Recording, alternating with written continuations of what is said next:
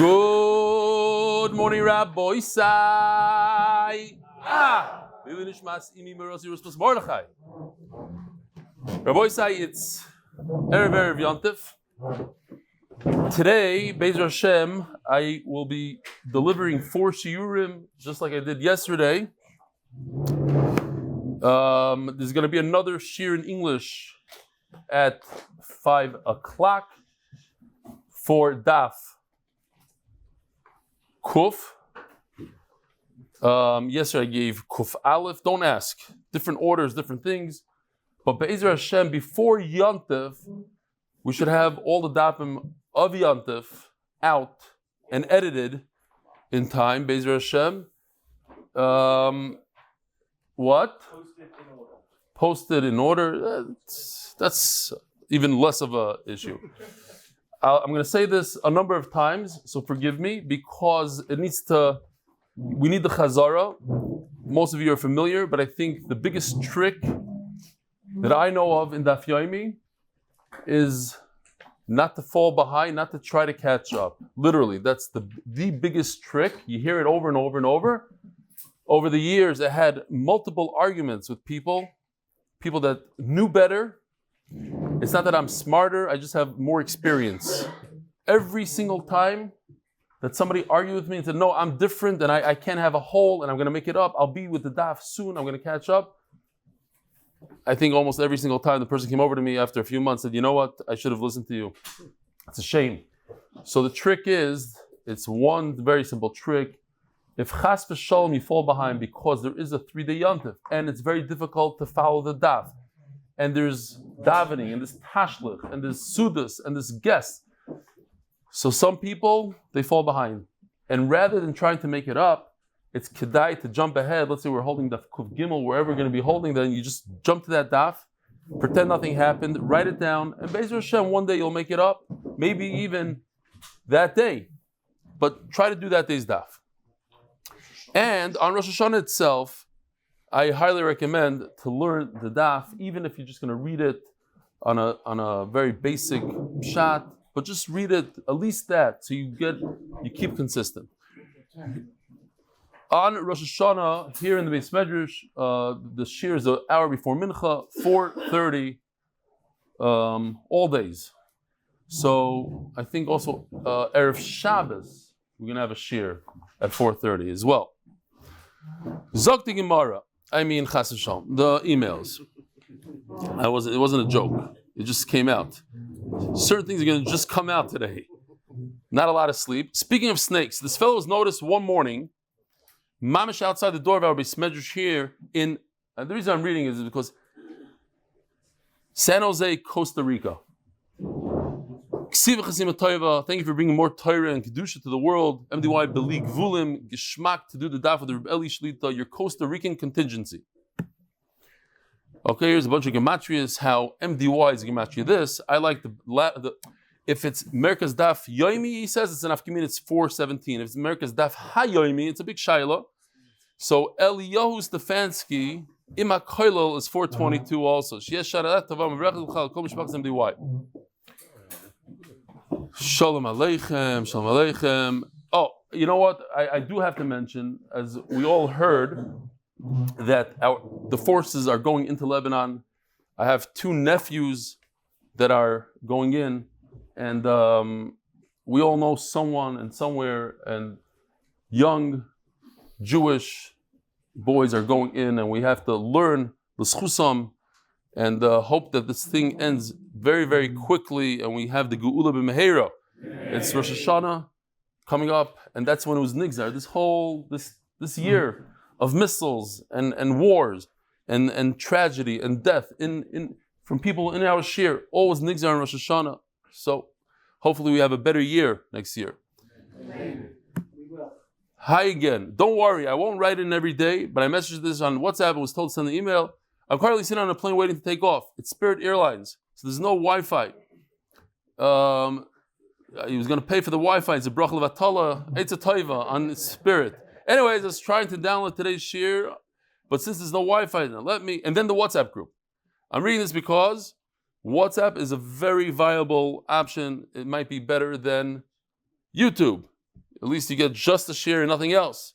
And in his case, he got it on his phone, so he didn't have to download something from another website. They posted today's share. I was able to download from WhatsApp and can now watch it during the flight. Great time, Baruch Hashem. Thank you. Attached is a picture of me about to start today's daf.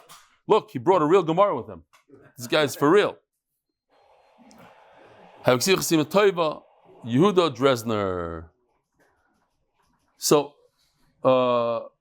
am I allowed to read this?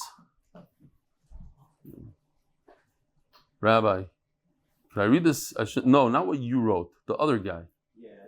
Yeah? I won't tell him. But doesn't he watch the shir? It's a very long one, but it was a little moving towards the end. I will. It's a long one. I never thought this would happen, but it did. Things like, the last 2 years, work has been just, let's say, unusual. People said, why don't you join the daf? I got a message from a friend reminding me that they're starting a new book of Talmud. I should join the daf. I would be remiss not to include that my friend had sent multiple times during the year. I should join the daf, but I never took it seriously. When I got married, moved to Calgary, I started learning the daf right after the Siyum Shas. I had a great website, source sheets. I'd read 2 to 3 pages and I would be done. Of course, miss a page here and there, and after a few times that I missed a chunk of pages, convinced myself that this wasn't for me, and that I should stick to something simpler. So after receiving a message from a friend, I was scared, but I knew I needed some learning in my life. About a year ago, I stumbled upon a shir, weekly Torah, Rabbi Ephraim Goldberg. He just blew me away. He loved it. Kitzer. But it's only once a week. Back to 3 months ago, the message said in 3 weeks. Okay, I'm just skipping ahead. Oh, and then I'm just going to dive in and join the shir at the end of a specific Talmud. At least I would get a feel for the learning style, a better understanding. This was right for me. The video was very high quality. The rabbi spoke very well. I don't know if he's talking about me, because he said, okay. He had good props, pictures, videos, describe what was going on the page of Talmud, and to top it off, he always had a good story. I was hooked. Sure, I missed a day after Shabbat, or even on short Fridays before Shabbat. It was difficult to watch, but after a couple of weeks, I realized I could catch up. As the rabbi said, just skip it and stay with the page of the day. I did do 2 classes on Sunday. Fine. Last week on Wednesday morning, I was sitting at my table, just finished morning prayers and eating my usual bowl of cereal. My friend calls me on the phone without even saying hello. He asked, did you finish? This is Masechtas Bava Basra. I replied, I was just about to listen to the shir, but I didn't make a big deal out of it. He immediately interrupted me. What do you mean? Do you know what you just accomplished? It's amazing. What are you doing to celebrate? Are you going to the community siyum? Are you doing your own siyum? I was kind of taken aback. We've known each other for such a long time, 30 years. He knows what level I'm at, and I know what it's like to attend the siyum. Who am I to give a siyum? He clapped back right away, saying how special a moment it was. Kitzer, I knew it was a dream of mine to complete a book of Talmud. I told him that for sure. Remember Bet-Shemesh? I'll come. He lives here in Bet-Shemesh? Oh, he came from Yerushalayim for the siyum. I'll see if I can put something together in the community. I got off the phone, and of course, as Sam walked in, that's his wife, I just started crying. She knew I was on the phone, but didn't know who I was speaking to. I assured her that it was tears of happiness. I said, I did it. I finally did it.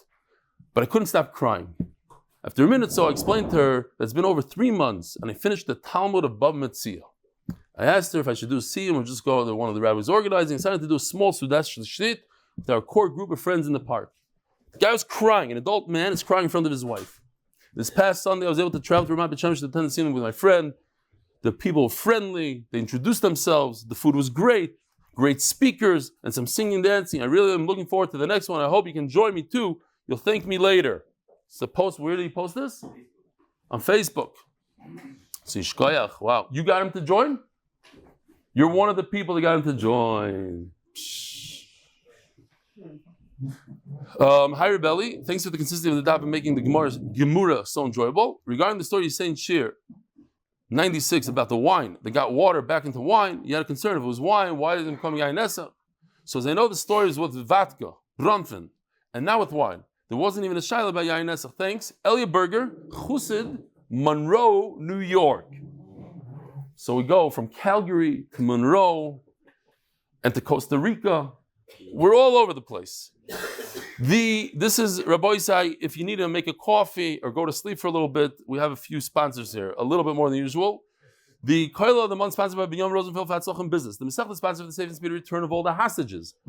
The Parnassa B'revach myself, Dr. Dauber, and Abba Rennert for the safe and speedy return of our Chayalim, and especially today. They should all come back and refuah shleima for all those who were injured. Matching Rebelli's donation zchus Chayalim for the month. Binyomin Rosenfeld for all the zchusim that come for supporting limud HaTorah.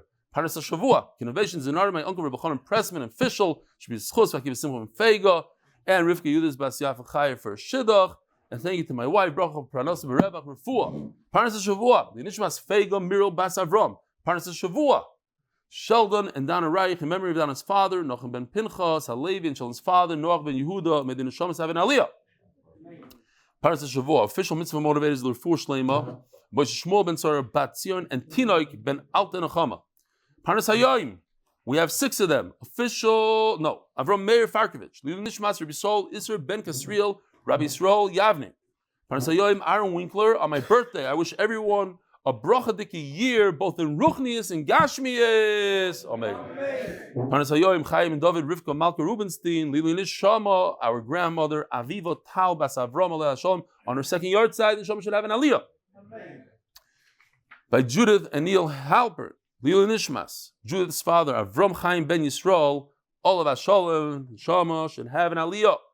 For Atzlach and Parnassa b'chol Masi Yadeinu refuah shleima l'chol Chayli Yisrael. Amen. And for Atzlach and Parnassa and b'chol, I said that. L'chayal Tuv Ben Yehudis, member of the Shir, and success in my new business. For zchus, for belly, and the whole other staff to continue to make Torah so enjoyable for so many. Yishkoyach for all the sponsors. And everybody should have a good gebenched yar. Remember not to fall off the daf. In the time of the Gemara, where did a chassan and a kala usually live? In the chassan's father's house or in the kala's father's house? Huh? Kala. Chassan. Kala chassan. Both. Some people say both. He says machloikis. 4 options in. You're sitting next to Hillel. Should we let it slide this time, Hillel? Your Gemara is not even open, so you can say whatever you want. Oh, you. Okay. Okay. In the time of the Gemara, it seems like they used to live in the house of the chassan's father.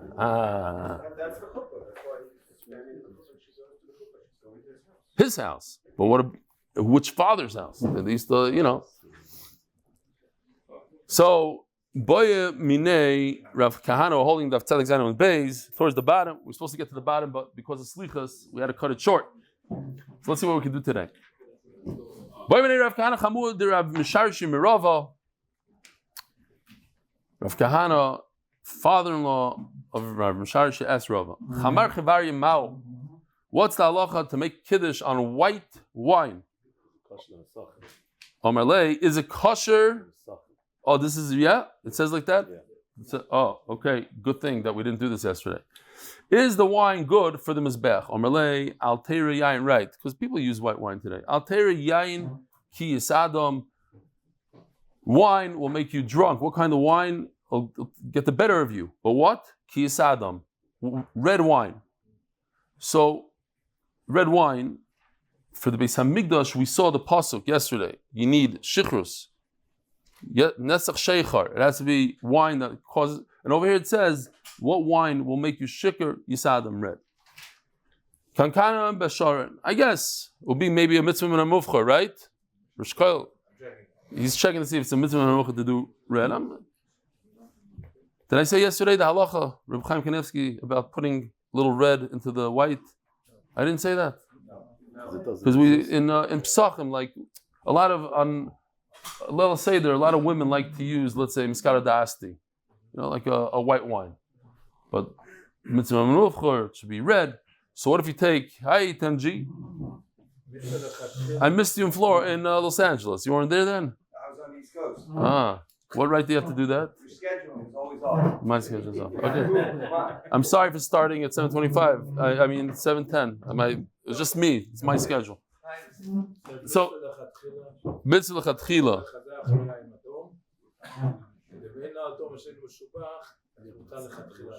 Okay, if you don't have red, you can use white. So the question was, if you take white Moscato d'Asti and you pour a couple drops of red Kedem grape juice and makes it red, is it anything else? The Chaim Kanevsky, I think, says that it's nothing. It's tzviya. And okay, whatever. Yeah, it's not a tzviya, but that, I think he says, look, at the end of the day, it's white wine. So what if the color change? It's a question of white, not the color, but what type of wine it is. Okay, Zok the Gemara. Kankana Bashari. Similar halacha to if you buy food and you have to assume that 10% is not going to be good and you can't get your money back, so too if you buy kegs from Sharain, 10% are not going to be good. Tana pitasais, these no good nicks of the kegs, nice, but they're still nice, umugufarais, and they are sealed. In other words, you can use them slightly, and they're usable. Just you have to take a loss, the buyer takes a loss of up to 10%. Now, here's the question. When it comes to food, you take a loss of 10%. What if it was 11%? What if there was more than 10%? What do we say? He takes it all back. He gives it all back to the seller. By kegs, what would be the halacha? You have 11 kegs out of 100 instead of 10. Do you give them all back? Says the Rashbam, no. You don't give them back because the reasoning that we have by food, though you don't have by kegs, one of the reasons is if the guy's a liar, he stuck it in, it seems like he's not being honest. By kegs, you don't have that issue. So in Mela, you just give back one keg and you keep 10 kegs for yourself as the buyer. Says the Heilige Mishnah. You purchase wine, and after a while you find out that it's spoiled. The seller doesn't have a guarantee on it. He sold you wine, and now it's not wine, so he's potter. But if he's known, he's a repeat offender. Everybody knows. You buy wine from him. It's no good. So you could assume that that's what he did to you, and you bought something that's yeah, but this guy has issues with his wine. If it went off, we'll see in a second. We'll see the whole thing will be clear. And if he says specifically, I want to buy wine that lasts for a long time, in that case, he has to give him wine up until Shavuos. Shavuos on, it's already the summer, it's a hot season, and the heat could ruin the wine. I went to America for Pesach, and something with electric, and my fridge, I used to have, I don't even have one anymore, but my wine cooler went dead, and I came back, most of my bottles were spoiled, and it was hot in the house. I know what happened. One of my good friends has access to my house. He said, probably Eli doesn't want his air conditioner on. What? The whole, he turned it off to save me a couple of bucks. So I came back, yeah, all right. So I spoke to him afterwards and explained to him that, the basement, more than friends. So it is what it is. He wasn't American. He doesn't know how these things work. You come in, you're supposed to have that smelly house. No, chas v'shalom. Keep giving hints. There's no hints here. All the way if you want. There's no lashon hara here. No, it's a compliment for him. If you tell him, of course, I saved money. Stop it. Don't put me in a corner here. It's just I'm saying heat is not good for the wine. Trust me, it's not good for the wine. Huh? And if he makes up a deal with him, he's going, I want aged wine. What's aged wine? It's a year old. You say, I want yain yoshun miyushon. I want mamish aged. Mishel shali shonim has to be 3 years old. Now, when he sells it to you, it could be 2.5 years, as the Gemara is going to say. But you have to make sure. You guys hear that? Seiskim l'shalim, boyachim l'shalim. The F-15, 16s, the F-35s over the whole night. All night. I actually took a video. I went out. Maybe it was like 2 in the morning, and there was. It looked like stars. Whoever wants to see it, it's hard to see. You just see it was a very clear sky, and you just see flashes everywhere. It was just coming and going, all different, whatever. Says the Gemara, so again, so it could be that he sold it to you, was 2.5 years old, but it must last 3 years. In other words, if he sold it to you when it was 2.5 years old, it has to last another half a year so that it could get to the yayin yoshan miyushan. Oh, here we have a thank you. Yayin yoshan miyushan. If you want to see what it looks like, I showed it once, but it's kedai to see again. It's so geschmack. There's 100 years old and there's a 500-year-old keg. I don't know what they go for. Something like that. It looks good, no? The wine looks nice. The good color. Look at that color. 500-year-old. So one of the Israelis said, it's not 500, it's about 3 years old. The guy just... Make a tesa, you know. Yeah, anyway. When is there no warranty? When you bring your own bottle and you say fill it up, so then the seller is potter. But if the seller sells it to you in his own bottle, so why is there no warranty? Take it back. Here's your bottle. Here's your wine. What kind of business is this? Now, it's very interesting because if you recall, we had Rav who says that when it comes to wine, when you buy wine, you have a 3-day guarantee. After 3 days, it's possible that it started becoming vinegar after 3 days. Over here, it seems like you have quite some time. It should last. Ask the Gemara, why should it last? Why should it last?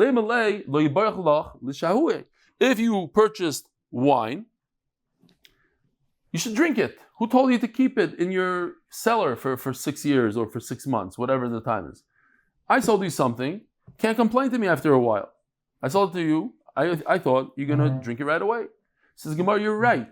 Typically speaking, I don't have to assume that you're going to keep it for a very long time. But if the buyer says, I'm looking for wine for cooking, and we said wine for cooking is even on a higher level, not like we saw today, you just use garbage wine for cooking. But those days for cooking meant quality wine, and it's supposed to last for a long time. You're not going to use a whole bottle in your food, you use a little here. It's supposed to last.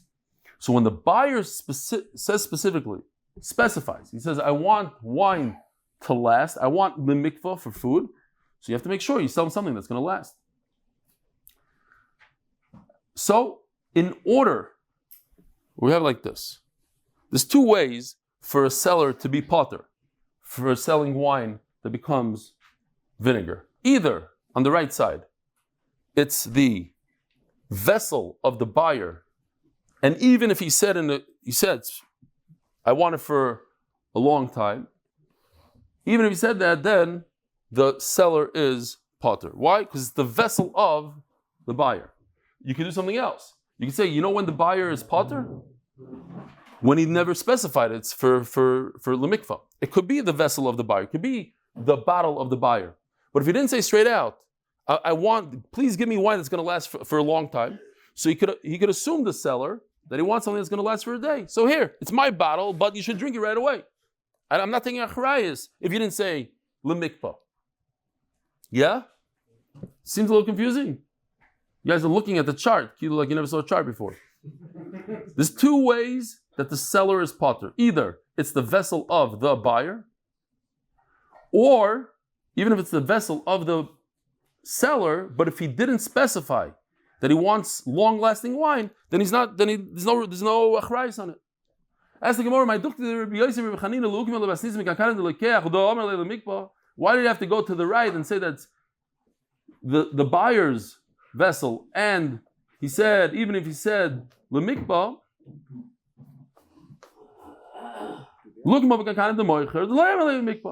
you go the other route. That it's the one on the left.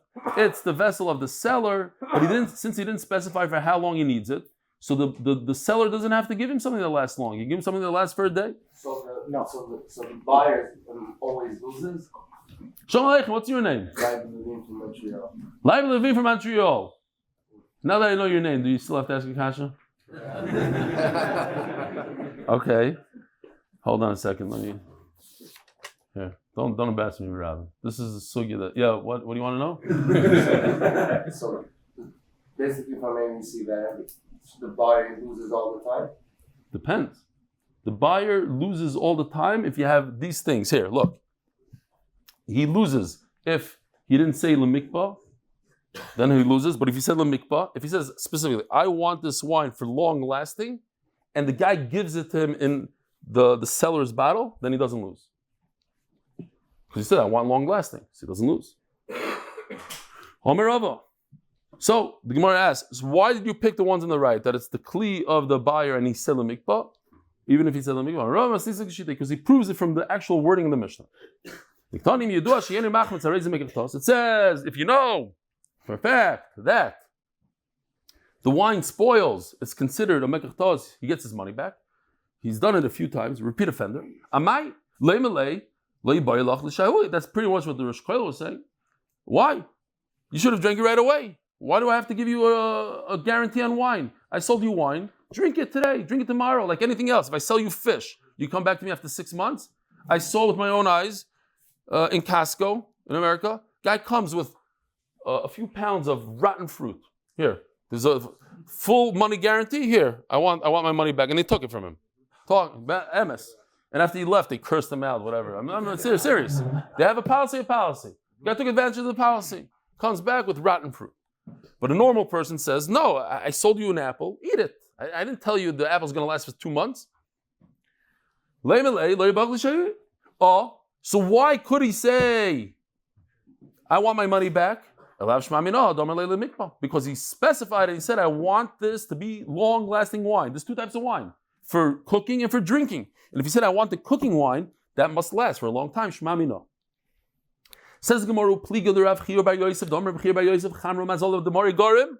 so there's another chart here. If you want to just here. We actually learned this a little bit, so we're familiar with this. Wine that spoils, whose fault is it? Rabbi Yosef says, what do you mean? It's the seller's fault. There's no such thing as Mazel.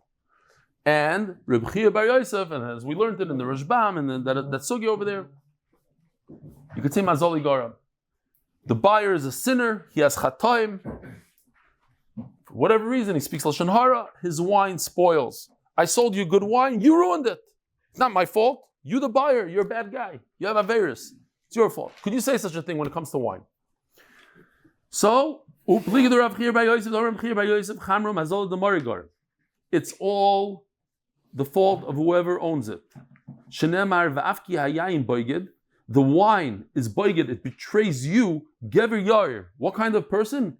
A man who is a balgaiva, who's arrogant.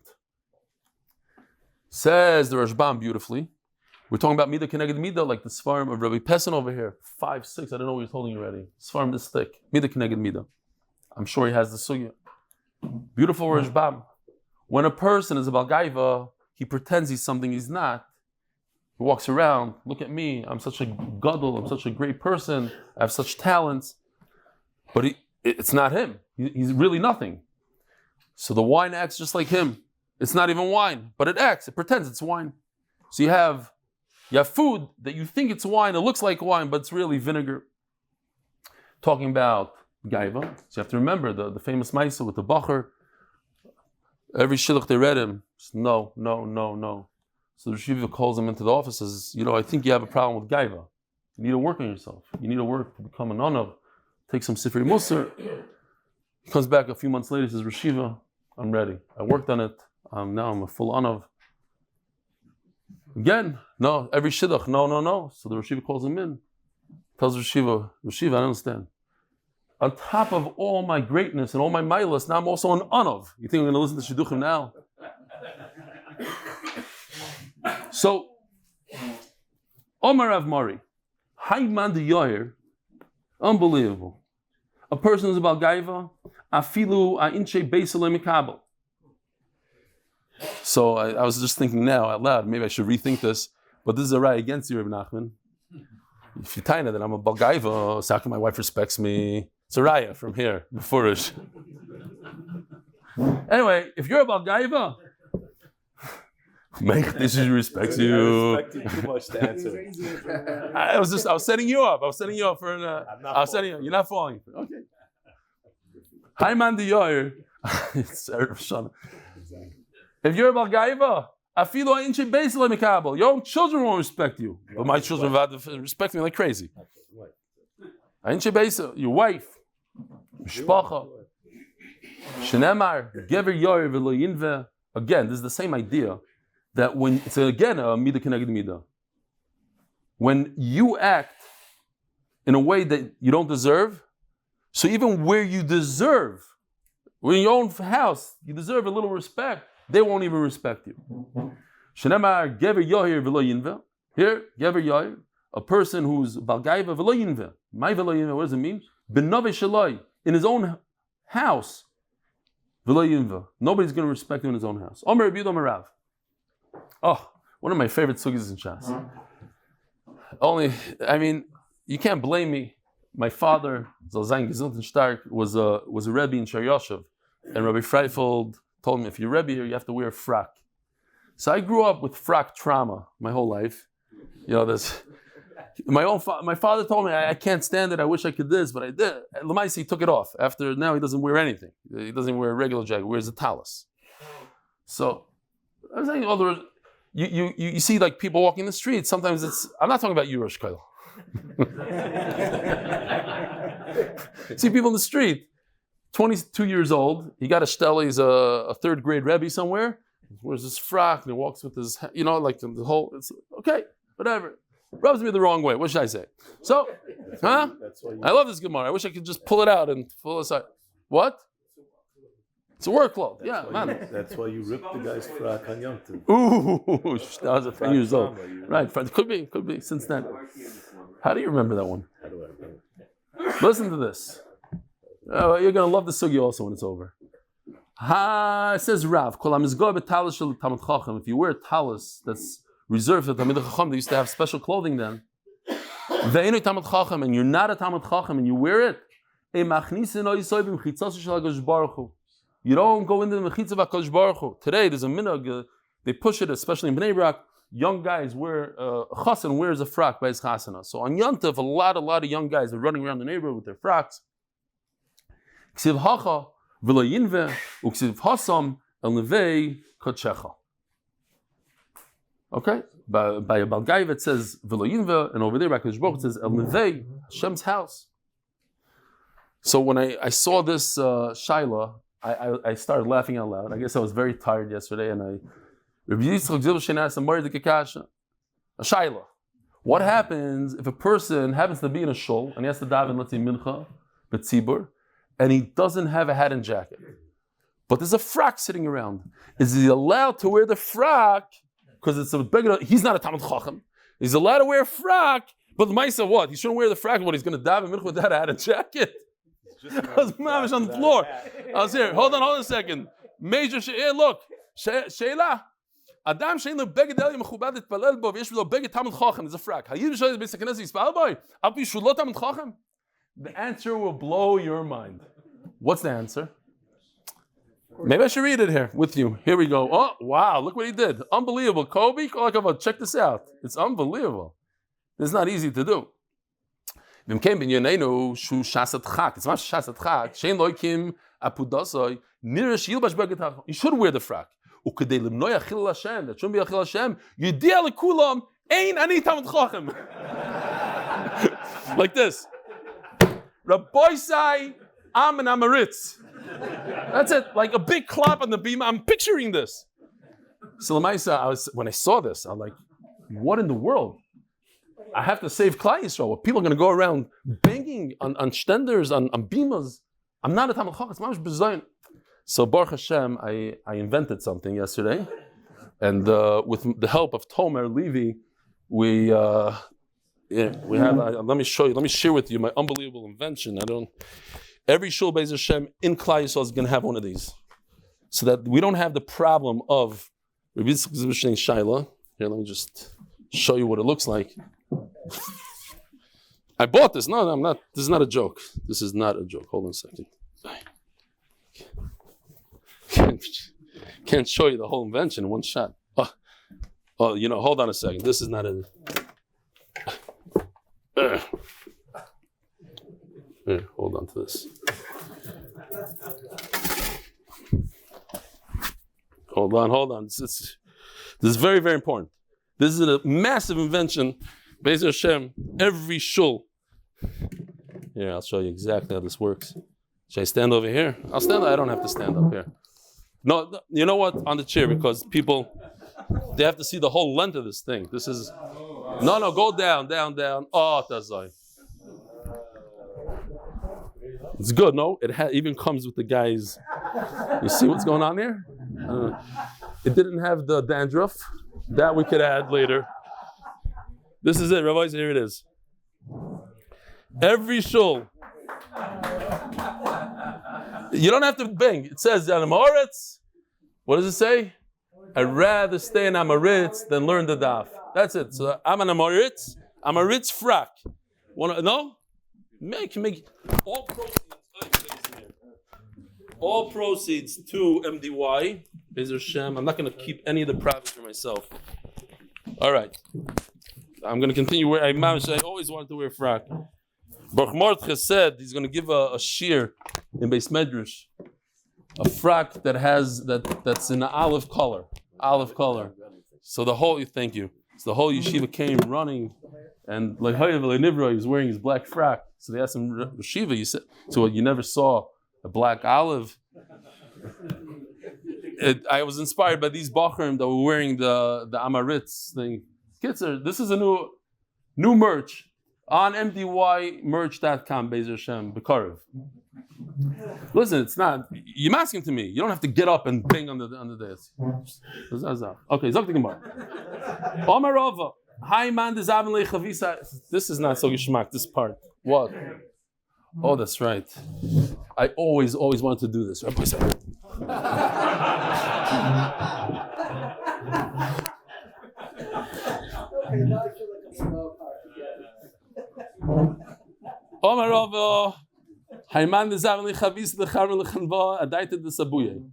a person wanted to sell, he basically gave a barrel of wine on contingency on consignment. He gave the barrel of wine on consignment. You sell the wine, you'll sell, cup by cup, slowly. And the wine went bad when it was halfway down the barrel or a third. Dino, the seller, the guy that gave the barrel on contingency, he has to take responsibility for it. Why? Because it's still the seller's. Only in a case where the seller, not the original seller, the guy in the store, didn't change out the spigot. Here, this is what it looks like. Remember, I showed this video once. Changing out the spigot. Changing a spigot does something to the wine, and therefore, he must accept full responsibility on it. The famous Chavetz Chaim over here, it's actually in Negea to Rosh Hashanah. Chavetz Chaim says there's a guy who's selling wine out of a barrel, and Parnassa was very weak. So he came up with an unbelievable goyish idea. He added another spigot to the barrel, and he started selling out of the two spigots. And after a while, he realized he's not getting anywhere. He's not making more money. Says the Chavetz Chaim that if you think that instead of learning Torah, instead of going to Minyan, you're going to go to a business meeting, and you're going to increase your Parnassa, big mistake. When is Parnassa nikva? Parnassa is on Rosh Hashanah. That's when HaKadosh Baruch Hu decides the Parnassa. So if HaKadosh Baruch Hu decides you're going to make $100,000 this year, you're going to make $100,000. And if you think you're going to add and make $110,000 because you went to that meeting and did this, you're wrong. There's nothing you can do to change it. So you might as well do what you need to do. You might as well keep to your zdarim, come to the Daf Yomi shir when you have to, learn when you have to, daven when you have to, and stop trying to add things like that. Says the Gemara. So that's the Shnei Barza. There was no market day. If there's a market, why didn't you sell? The original owner of the barrel that gave it to you on consignment could say, listen, the reason why you didn't sell out is because you're lazy. You had full opportunity. I'm not paying you now. These two words coming up, literally, every time I read them, I think it says Wall Street. The Volshvat. I don't know, for some reason. So remember, we learned this Iska thing. Iska means there's a way to get around the ribbis. If I give you merchandise here, I give you a thing of cell phones, you sell them, and we split the profits 50-50, 50% is a loan, 50% is a deposit. We had the whole sugi and Ezuneshech, we had it afterwards as well. So, just wrapped around some cords here. So, a guy, the owner of the wine, he comes, you want to make a deal, I'll give you the wine, you sell it, we'll split profits. 50-50. But I dictate to you where you're going to sell it. I only want you to sell it in Volshvat. But the Mati Asam Zol, until the guy traveled all the way to Volshvat, where you could get a nice amount on the wine, the prices of wine went down. Dinahu, the Mekabale, the halacha is, since I dictated to you, I, the owner of the wine, told you where to sell it, and it's my fault that you didn't sell it on the way or before you got there, Memela, I, the original owner of the merchandise, I'm completely responsible 100%. Now, as the Gemara in Boilu, what if it turned into vinegar before he got there? Now, what's the shaila? Do we say, okay. Do we say that his mazel is garam, like on the right? Rebbitzen Bar Yosef says mazel garam. Anytime it turns into vinegar, whose fault is it? The one that's holding the wine. His averis did it, or no? Says the Gemara, Amalei, Ravila, Ravashi, Kavim, Rav Kana, Amalon, Chala loy. When it comes to it turning vinegar, the guy that is selling it right now, it's his responsibility. Udelike Rabbi Yosef Rabbi Chanina. Rabbi Yosef Rabbi Chanina says that there is no concept of Mazel Garam. We hold like Rav Bar Yosef that says Mazel Garam. The reason why the seller is responsible, even though he didn't get to Wall Street, Volshvat, the reason is because it's his problem. He has Averis. He made it go bad. Let him participate in the loss. And some say no. That even if it turns into vinegar, the original owner, he has to pay for everything. Kiman, Rabbi Chanina says there is no such concept of mazel and averis. That's not how we look at it. Since you didn't allow him to sell the wine until he got to Volshvat, it's your problem. Yoshem Mishal Ishtokad, we learned in the Mishnah, if I say old wine, it means a year. If I say very old wine, it's 3 years. Amud Beis, Tana, or Miyashin v'hoylech adachag. Now, if you go all the way to Sukkos, that's where the 3 years stop. And up until that point, the seller, if it goes bad until Sukkos, then the seller is responsible. Sponsored by, not yet, not the new one yet? No. By Yaakov Sitron, one of the last days, Sitron film, and Li'ilu Nishmas, the 6 hostages that were brutally murdered. Says the Mishnah,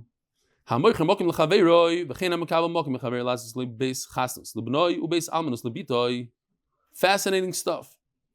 I hire a guy, I say, build me a house. No plans, no specifications, build me a house. How much does he have to build? A Maisa Shahaya, I met a guy here in Bet Shemesh. My Chavrus's brother was a contractor, introduced me to another contractor. The guy had a client, a woman, who gave him over $100,000 and said, build me a unit that's 35 meters and a 10-meter porch in Ashdod. Okay? He built something, she didn't like it, built another thing. 5 or 7 years. He's not even sure. I called him up yesterday to find out how long. The guy's holding on to her money for 5 years. Every time, no, I don't like this. He messed up like that. It's not 35, it's 27. And the porch is not big enough, this, that. Finally, after 5 years, they agreed upon an apartment. I'm saying that it's possible, what the Mishnah said. They never specified what city, what it should look like, what floor, how, where, what neighborhood, nothing. Here, give me a unit. Here, I'm just like the Mishnah. And they were both happy at the end. He got to keep her money, use her money for over 5 years. He made a business, Israeli guy that doesn't, somebody gives him over $100,000 in cash. And she was happy because she ended up getting an apartment here in Bet Shemesh. It wasn't exactly 35 meters, it was a little less, but it was Bet Shemesh, and it's much more expensive than Ashdod, and the prices of the units went up a lot, so they're all happy at the end of the day. Okay, so how much? So the Mishnah starts talking about a wedding room, like this is the place that they would live right after the chasana, like in the Haim. I forget what it was, I think Rav Shach, or lived by Mrs. Al Meltzer, behind the curtain. They had like a little room, and they put a curtain for the young couple. That's how they used to live in those days, in Europe. Ma? He wasn't Mrs. Al Meltzer. Yeah, he was. Baron somebody. Okay, I don't remember. You know what? It was your great grandfather lived like that. Everybody. So, 8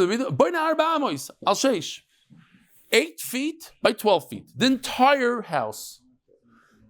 Mendy told me that the chassan teachers today say everybody's looking for apartments, so they rent little parking spots. The chassan teachers says minimum 35 meters, which is 375 square feet. That's the minimum. Otherwise, less than that is a recipe for divorce. Divrei Rebbe Akiva. Rebbe Akiva says 8 by 12 to the largest shear. According to Rebbe Chaim, no, it's even less. Rebbe Shmuel Omer, Refes Bakarhi. That's not a house. That's a barn. Interesting, because Rebbe Akiva, actually, when he was thrown out of Kalva Savua's house, he lived like in a barn, sort of. Maybe Rebbe Shmuel was telling him, "Hey, you think that's normal? It's regular people don't really live like that." Here's one of the pictures that Yoshi did for Refes Bakar. Here's another one that 3D animators did. This is like more of a. I'm going to show you what a real cow in a house looks like. This guy's he has polite. He's wearing a bib. Hey, but Rabbi said this is what really happens if you have a house that's a Refes Bakar. So if Erev Rosh Hashanah, we're going to minimize the Litzanas, so I decided to show this. Ashi. It's not that funny.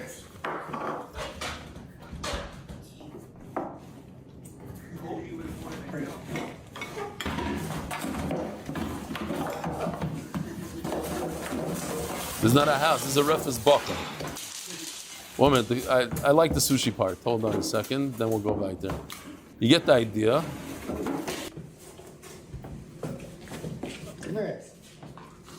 He talks to him, he tries to reason with it. Oh, here's the sushi. Givaldik.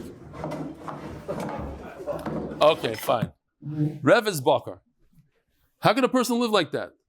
Anyway, now the Mishnah says, "Alright, so last is Refes Bakar, but if you do want to make a Refes Bakar, the Gemara is going to discuss who's saying this. Is it Rabbi Shmuel? Is it Rabbi Akiva? All of a sudden, it fits in here. If you hired somebody to make you a barn, it's 4 by 6, 8 by 12 feet. I hire a contractor for a small house, 6 by 8 amas, or 12 by 16. Gadol, a giant. I want a massive house. Shmoina al-Eser. Now remember, in those days they didn't have bathrooms inside, they didn't have kitchens inside. So basically it's bedrooms. Okay, so the whole house was a gadol, a huge, you're a wealthy guy. Shmoina al-Eser. This should, you know what, I just had an idea. You should tell the chassan teacher, all kala teachers should teach this to the women today. This is what a house is. Don't have your musagim, 5,000 square feet, 10,000 square feet. 8 by 12. That's more than enough. Gadol. Shmoina al-Eser. Traklin. What's a traklin? Eser al-Eser. This is more like a place you hang out, so it has to look good.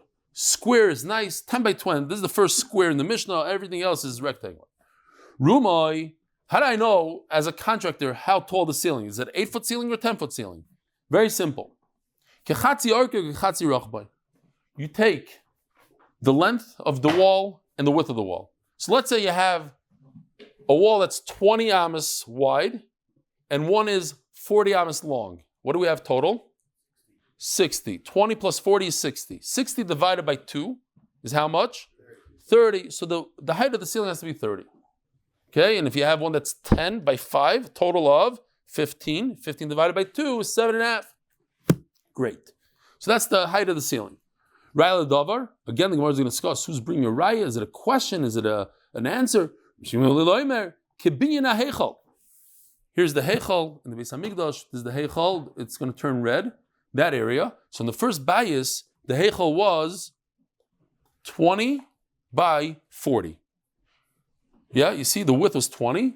The length is 40.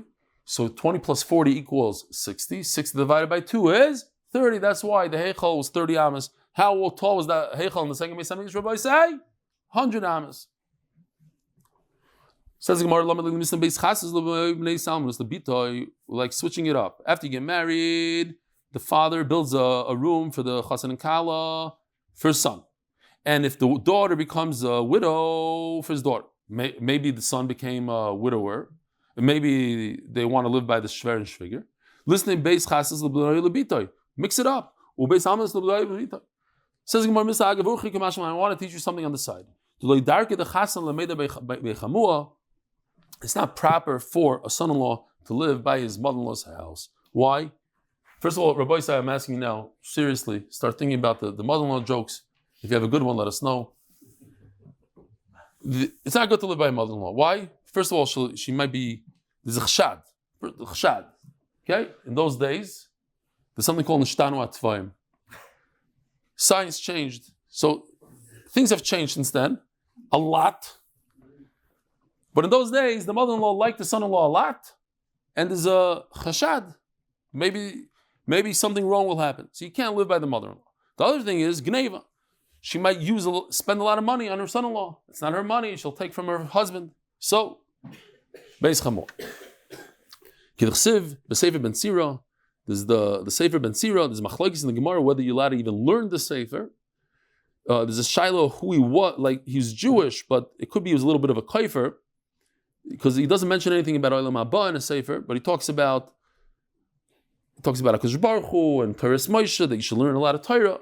But he certainly was a chacham, and the Gemara quotes him for his chachma. So he says in Ben Sira, Hakol shakalti b'kaf maznaim, I measured everything on a scale, but le'matzasi kal mesubin, I never found anything that's lighter than bran, meaning something that's worse than bran. Roshah says that it's referring to the Gemara we just had, that if you don't have what to pay, you don't have cash, you can pay with bread. Says Mashal, but if you do that, you're a terrible person. It's the worst. Why would you do that? A guy gave you he was nice to you, and he gave you a loan, and you're going to pay him back with a truckload of bran? And what's worse than bran? Somebody who lives in his father-in-law's house. Terrible. You're a guest by somebody, and all you do is you invite somebody else on top of that. Terrible. You're not a good listener. Yeah? Before the guy finishes his statement, you jump in and you have something to say. The famous, my father used to quote this all the time when I would learn with him. So he said, Reb Shmuel Rozovsky, because my father learned by Reb Shmuel a little bit. Shmuel Rozovsky in Panovich by the Shir Klal. If you ever went to Panovich, it's a sight to be seen. The yeshiva gets up, says like 2 words, and the whole yeshiva starts screaming and they're yelling, and he says, I can't hear anything.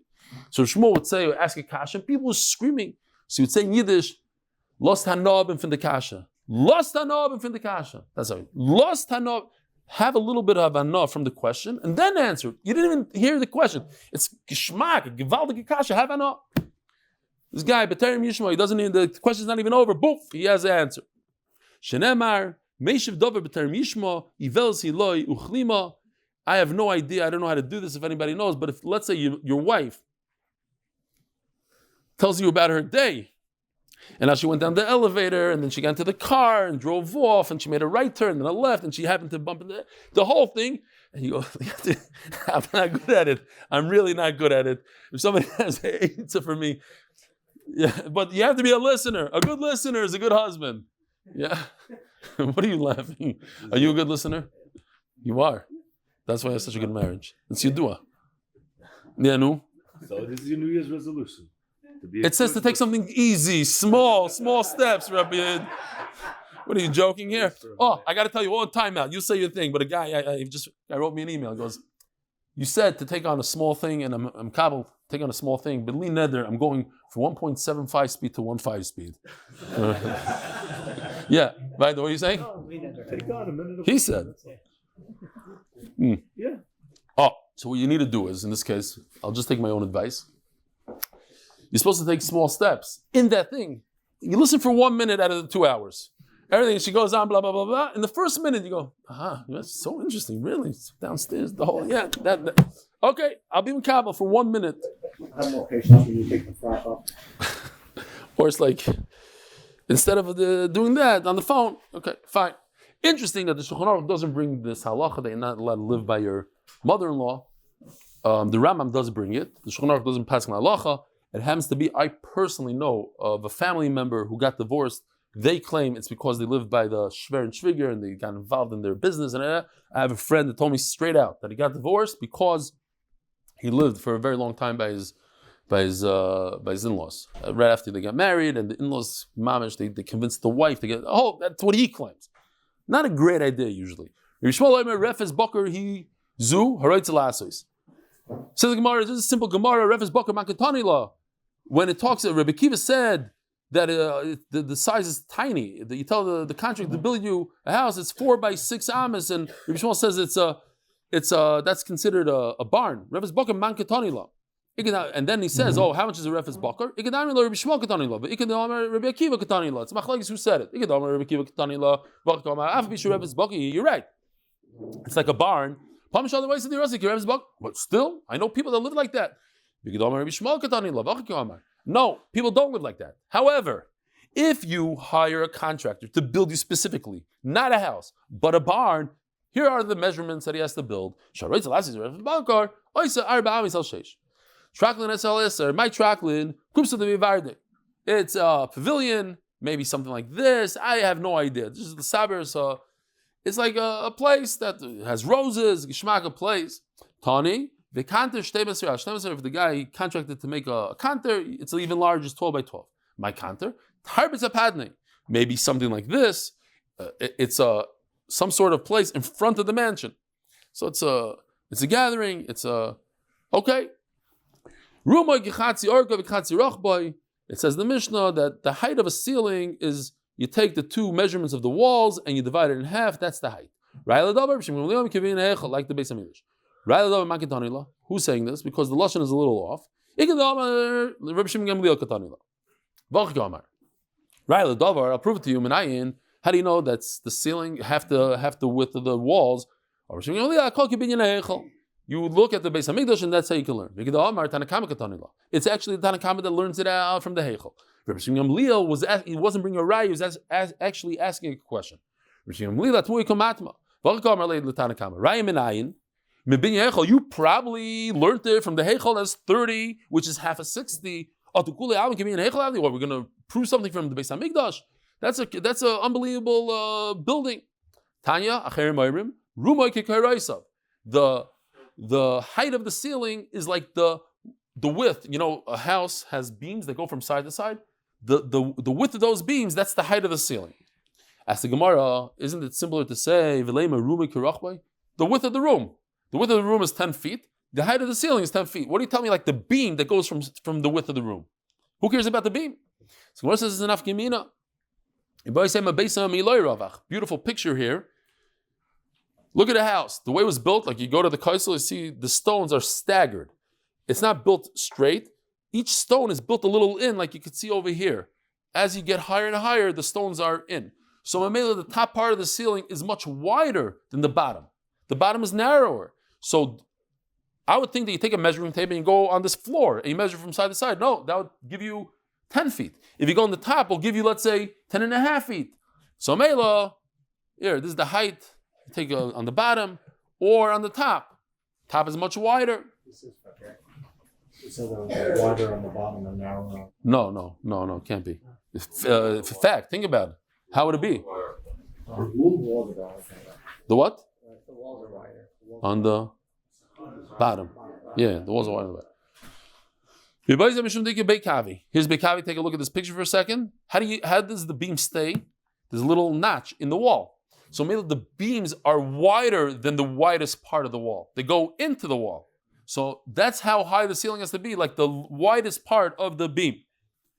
Okay, Rabbi Sai, have a wonderful day. 5 o'clock, another shir in English.